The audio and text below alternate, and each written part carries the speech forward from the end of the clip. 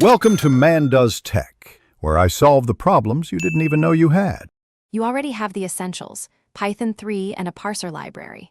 First, open your project and import the parser you chose. For HTML, use Beautiful Soup. For XML, use LXML.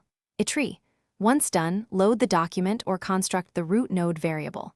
Now start a shallow plan. Look for Python as a tag name, attribute, or value.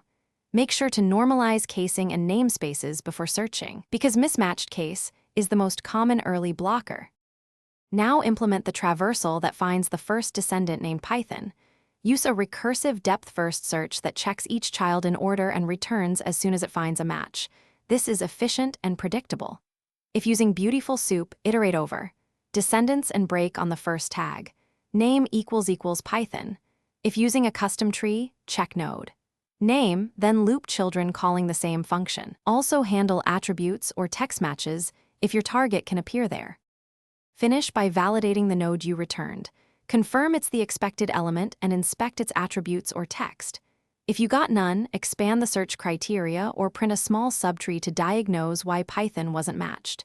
Make sure encoding and whitespace aren't hiding it. Normalize strings with strip and lower and handle XML namespaces explicitly.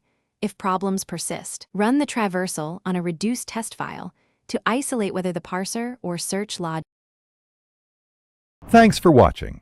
If you found this helpful, don't forget to like and subscribe.